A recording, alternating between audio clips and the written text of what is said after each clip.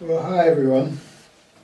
I've been doing a lot of research since I made my last video into AC and DC motors, and it's very complicated, and also into voltages.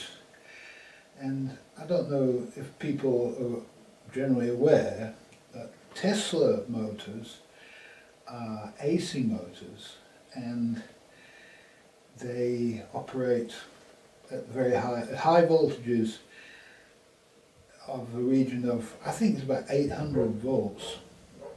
It might be less than that. I know some electric vehicles operate 800 volts and more.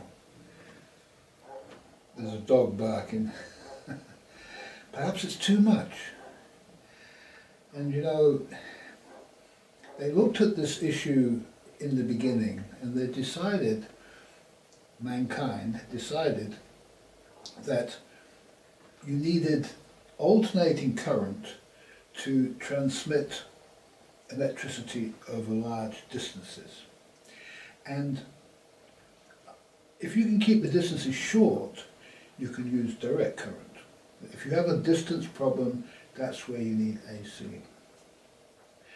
So in a sailboat, if you can get your motor close to your batteries, it doesn't really matter whether you use AC or DC or not. And you can put some thick cables in and run DC and get a good DC system. It's just if you have distance, this is a problem. Now, there's also a danger in high voltage.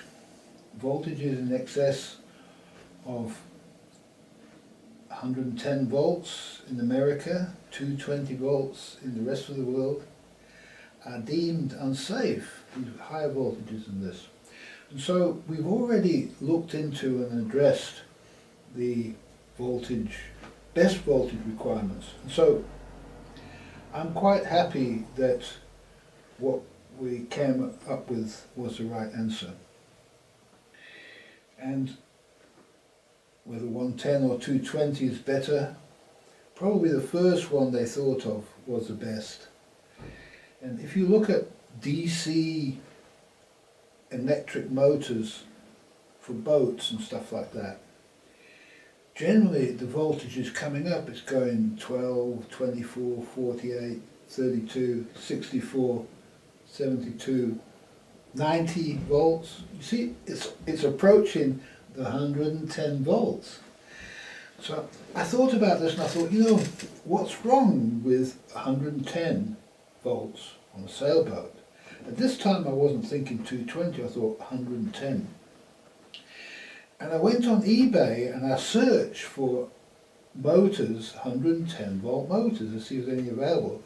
And I came across an advert for two of these things, two 1500 watt motors, AC motors, 110 volts, matching pair, really nice motors, for £70. I thought, wow, these motors are cheap. Anyway, I did a bit more research, and in the end I warmed up to 220 volts. I thought 220 volts, if you go and have a look at the cheapest and best industrial equipment that you can buy, it's all 220 volts. And what I've been doing, I've been trying to find all the components for a system that can control the motor, the speed controller, because you've got to be able to control the speed, and the motor itself. And it was all becoming difficult, you know, converting from AC, from DC to AC, and so on. And the interesting thing was, I'd already bought my little 220 volt generator. And so after a while researching this, and I can't change that now, I've already bought it. So this is nature. Nature is doing things in the right order, because now it said, Adam, you bought the generator, now look at this. And so it's forced me into the position, and I realised that the generator can run the trolling motor directly. And I'll show you the object that required to do this. And this is the object here. And it's got a couple of fans in it. It's got an aluminium and stainless steel case, and it's wired at the back here. It's AC in and it's DC out, okay, and it can do 60 amps this. So this can run my trolling motor directly from the little generator. And so that's the emergency system for the trolling motor. Now I thought, now what about my inboard motor that I want to eventually put in the boat? And I came around after thinking for more. I suddenly realised that this 220 volt generator, you can simply plug a 220 volt AC motor into this generator and run the inboard without this at all. So in my mind, the fewer components involved and the cheaper those components are, and by cheaper I mean they're made in vast quantities and they're used for standard industrial purposes, so they're going to be the best value for money. This is the best system. Okay, so having arrived via this to running the 220 volt AC motor on my petrol generator in emergency, I think, how can I run this thing from my 12 volt battery? Is this even possible? And so I thought, well, you know, we have inverters, we run at 750 watts, we run 750 watt engines off the inverter. So why can't we do this? And it's possible to do it. So I thought, well, let's accept that that's possible to do. And inverter technology is advanced quite considerably, and they're certainly pretty efficient now, very well priced. You can buy an inverter, good quality inverter, for around £100 that will run 1000 watt continuous. Okay. It will probably have a noisy fan. All right. Now, what's happened by me buying this system based around 750 watts is that it's caused me to want to limit the motor that I put in the big, what's called the big motor, the motor that I put in the inboard of the boat. It's caused me to limit it to the same power output, 750 watts, because if I change that figure, then I'm going to have to change the generator that I got. That's not going to work with it. And so everything, and the inverter that I've got, that's also not going to work with it. So everything I've already got is geared up to 750 watts. And so this has caused me to look at 750 watt AC motors. And that is the starting point of these things. The lowest one you can get, and the most commonly sold size of AC industrial motor, is 750 watts. And there's single phase and three phase, and three phase is the one you want, because three phase can be controlled. A controller can control three phase so that it's very power efficient, torque efficient, and energy efficient if you turn down the speed. Now, DC motors are easily speed controlled. There's cheap speed controlled DC motors, yet they can end up being less efficient than well controlled AC motors. And there's single phase and three phase. And so, you know, when I thought three phase, I think, well, we haven't got three phase, we haven't got single phase.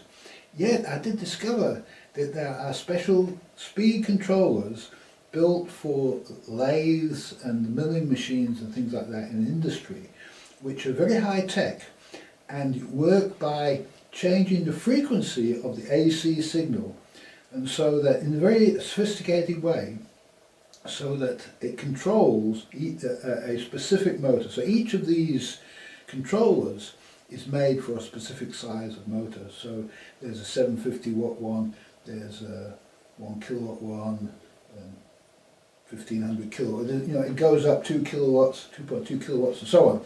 They're designed for a specific size motor. So you have to buy the same, the correct speed controller to go with the motor. And the prices of these things come down when you get to the 750 watt level. Then you can pick up one of these things for about £40. And this is digital control, forward, reverse, and then also some of them have analog control where you can turn the speed on a manually. And it's an industrial object. Yeah, it's made for harsh environments, and it's built to take the knocks. Yeah, so it's ideal for use in a boat, really. And the same applies to these AC motors. Now, a 750 watt AC motor, brand new, in the correct type and revolutions, RPM, can be purchased. The cheapest one, the best one I found was £99 on eBay. And so for less than £150, you can buy an industrial quality AC motor, 750 watts, and a 750 watt controller that you can run off your standard inverter from your 12 volt battery system and power your boat at 750 watts. That's the same wattage as my trolling motor. So that's how I arrived over many, many days of research and learning about these things at this particular setup. And this is a setup that I'm going to try.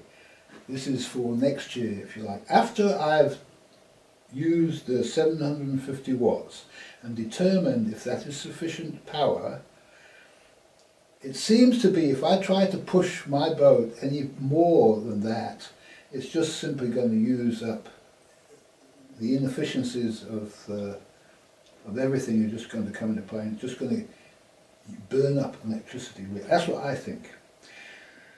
And so, depending on what happens with the trolling motor, I'm going to then be able to take the boat up to the next stage, which is to replace the trolling motor with a proper inboard based on the existing installation, which is the propellers is already there and everything, and all it needs is a motor to drive it. It's quite a bit.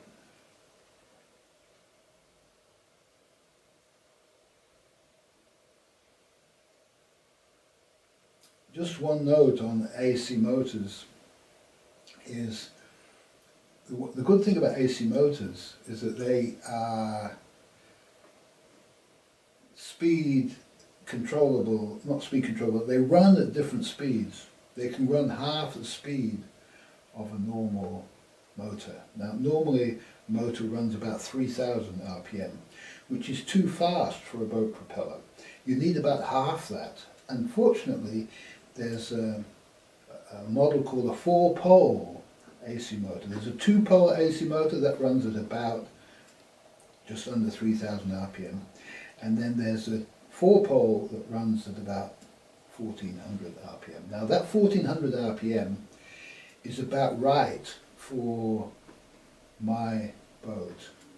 It's similar to what the RPM would be of my original diesel installation.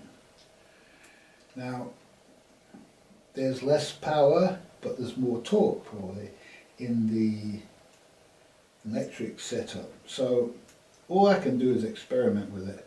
Hopefully I don't have to change the propeller to get some sort of reasonable performance from it. But this remains to be seen, and something that I'm going to have to be prepared to play around with when I get the system sort of finalised, if you like. I went on the internet, I searched everywhere, I couldn't find anybody who'd ever thought to go 220 volts instead of 48 volts or 72 volts or something like this. And it's funny because, you know, some of the ships in the ocean runs 1000 volts. more than 1,000 volts. So there's a tendency to want to push the voltage up higher than where we're already at with 72 volts and things like that with both battery systems. Why can't we just bite the bullet and go 110 or 220 volts depending on the country we're living in? And this way we get the best of both worlds. So if we have a 12 volt system and a 220 volt system, this means we have the lowest cost performance wise of all of our normal accessories. We can buy the most readily available accessories for our boat, and at 220 volts we can buy the most readily available industrial components for our engine systems. So it's a little theory I have, I suppose, and it needs to be put into practice to find out. It's not a big thing to put into practice, not a big outlay. If it had been a big outlay, I wouldn't be able to try it. But maybe I'll fall flat on my face, and maybe the inverter will, cough and die or something. I don't know. One thing is so important, and that is to keep the components to a minimum.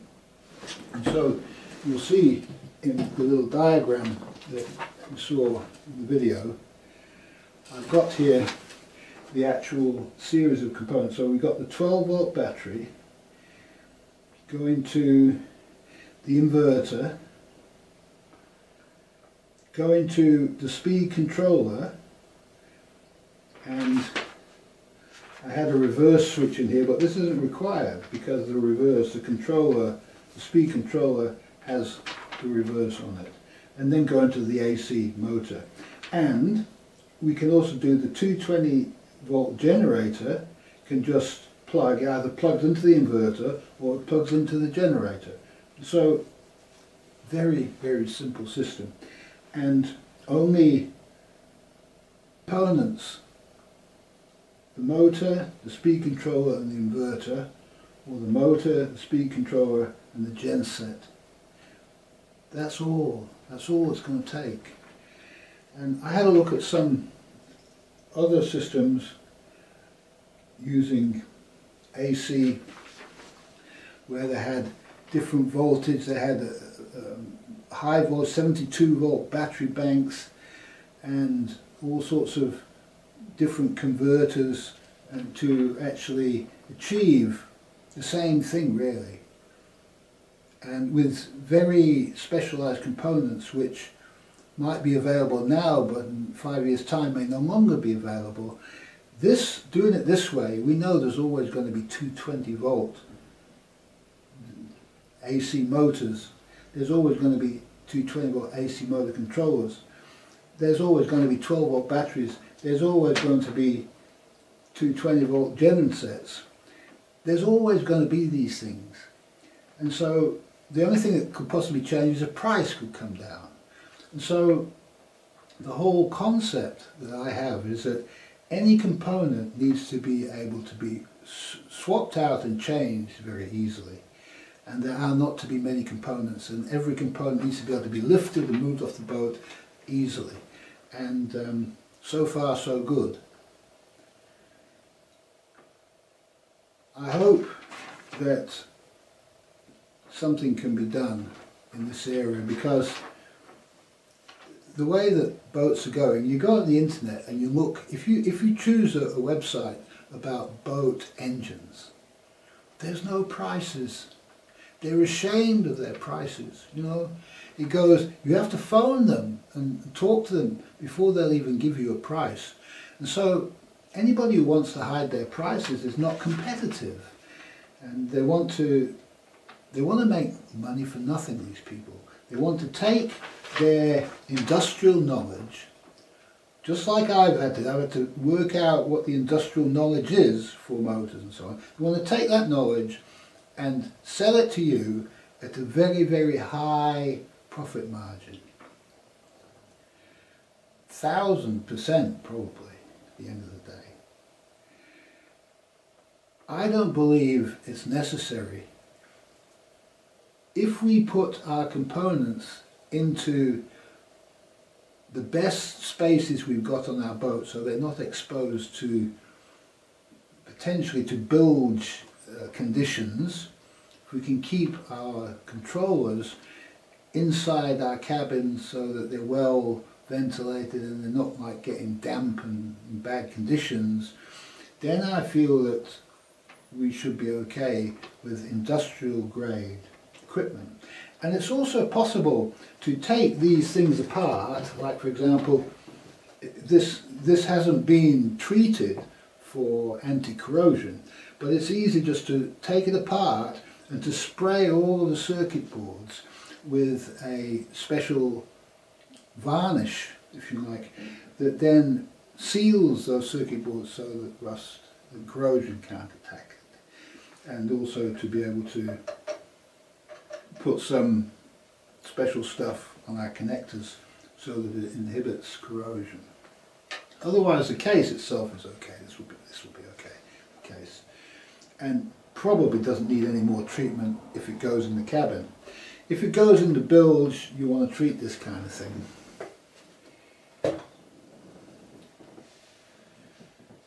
So I suppose this channel is about how to do this electric boat thing on an extreme budget.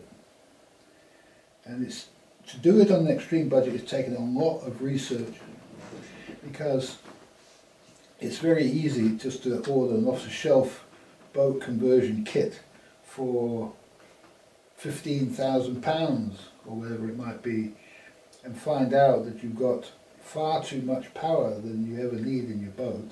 The lowest power that they make is about 5 kilowatts, and there's a boat, an 18-foot boat, that has this 5 kilowatt setup in it, and they proved that that just a trolling motor could push the boat just as well as this system could. And it would only be if you're into a strong current or a headwind that you would need such a powerful system. I know a lot of people are frightened of these sort of conditions, but often it's just a matter of putting the anchor down and waiting some time, making a cup of tea, lying down, going to sleep and waking up again before the conditions change.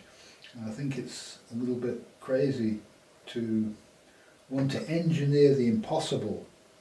You can't live with a 5 kilowatt engine. You can't supply it with enough kilowatts on a boat. It's not possible to do this, not without some kind of penalty, if you like. And I'll leave you on that, and I hope you enjoy these videos, and I enjoy making them. So if you carry on watching them, I'll carry on making them. Thanks for watching.